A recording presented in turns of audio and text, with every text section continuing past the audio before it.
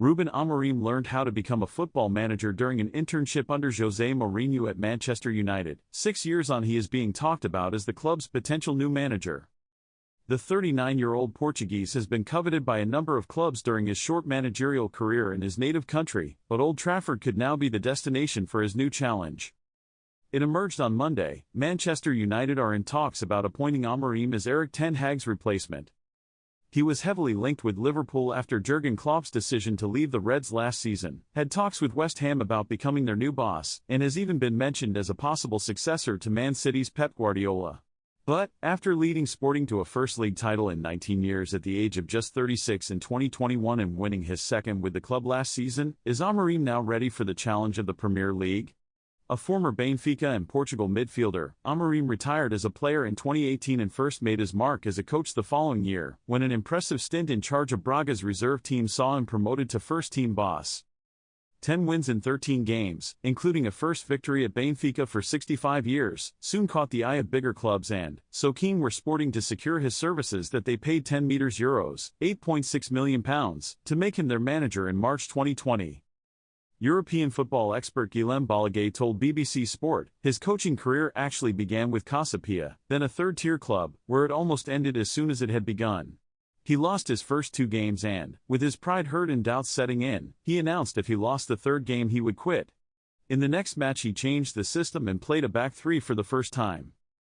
The system worked and from then on he remained unbeaten at the club. He also felt he had found the formation that allowed him to produce the football he wanted, one invariably linked to the spectacle for the fans. From there, he never looked back as he went to Braga and then Sporting. That was the third highest transfer fee paid for a manager, but it soon proved money well spent as Amorim led the club on a 32-match unbeaten run to claim the Portuguese League Cup and end their almost 2-decade wait for a league title, a success they repeated last season. Former Liverpool and Portugal defender Abel Xavier spent time with Amorim while they were taking their coaching badges and was impressed with what he saw from the outset. He is very humble, discreet, and has a very clear mindset, he told BBC World Service. At Braga we saw an immediate impact because, with the same squad, with the same players, he transformed the team. He put in place his ideas, he changed the dynamic, he created empathy, and of course a big club like Sporting Lisbon paid to have him. He may have learnt his trade under Mourinho, and is still close friends with the former Manchester United boss, but his footballing principles could not be more different. Amorim would admit he is still adding layers of knowledge to his methods, but he still believes football only makes sense if those watching are thrilled by it, said Balaguer. As well as those lessons from his former coach Jorge Jesus, Amorim looked closely at those who show a special quality as leaders, including Mourinho. He is, though, an enthusiast of spectacular, offensive football, with lots of goals, domination and control. He is a crowd pleaser. Amorim's management style will be familiar to several players in the Premier League, United's Manuel Ugarte, Manchester City's Matheus Nunes, Tottenham's Pedro Porro and João Palhinha of Bayern Munich were all part of his 2020-21 title-winning side. At Sporting, the 39-year-old has often favored a 3-4-3 formation, playing in a low block with attacking wing-backs pushing high up the pitch. Off the ball they press aggressively and counter-attack quickly when in possession. Manchester United captain Bruno Fernandes is also a fan. I think all the qualities are there to be able to succeed in English, French, or Spanish football, he told Sport TV last year. Obviously, we know that the Premier League is probably the most desired. The qualities, to succeed in England, are there and he is everything to take the next step, in my opinion. Balaguer added, Amorim is like a sponge. After training and meetings, he likes to spend a couple of hours in his home office watching games, reading about football and managers, organizing Zooms with people he can learn new things from. Succeeding in Portugal and doing the same at Manchester United are two very different things. Ten Hag leaves the club 14th in the Premier League with just 3 wins from their opening 9 matches, so why would Amorim be the man to restore former glories when big names before him have failed? On the pitch, he has always delivered, said Portuguese football writer Marcos Alves.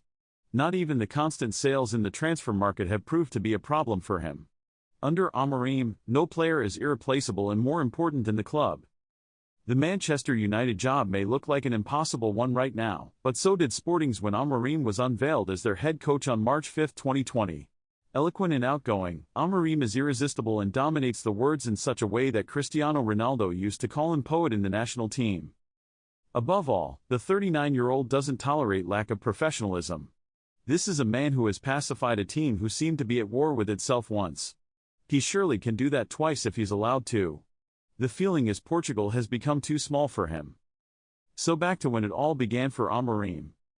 On Mourinho, Amorim did a postgraduate degree, which included a kind of internship under Mourinho, so he spent a week in Manchester with him, said Alves.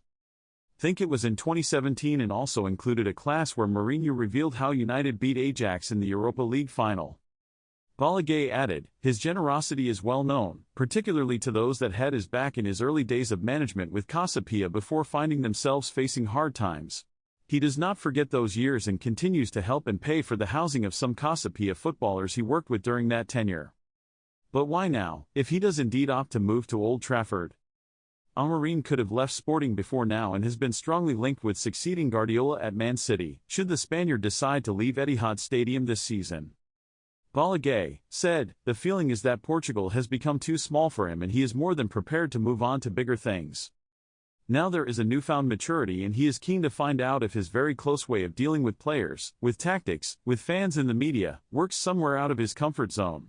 Manchester United are in talks about appointing Sporting manager Ruben Amorim as Erik ten Hag's replacement. Dutchman ten Hag was sacked on Monday following the side's poor start to the season. Amorim, 39, is a highly regarded coach who has won 2 Portuguese league titles with Sporting, including their first in 19 years, since joining in 2020. The extent of the talks over Amorim are not known. It is also not clear whether other alternatives remain in the frame to take the Old Trafford job. However, Amorim is now becoming the leading candidate. Speaking at a news conference on Monday, Portuguese Amorim said he was expecting a question about the Manchester United job but was not prepared to talk about it. United have appointed ten Hag's assistant Ruud van Nistelrooy as interim manager but have so far refused to clarify how long the Dutchman will remain in charge, or whether he will definitely be in post for Wednesday's Carabao Cup tie with Leicester at Old Trafford. The club has already ruled out Van Nistelrooy conducting a pre-match media conference on Tuesday. Ten Hag spoke about the EFL Cup game after Sunday's defeat by West Ham. Although United have spoken about the financial impact of paying compensation to Ten Hag and an incoming coach, others with a knowledge of United's finances have suggested this will not be an insurmountable issue. Sporting paid Amorim's former club Braga €10 (£8.3 million) to secure his services in 2020.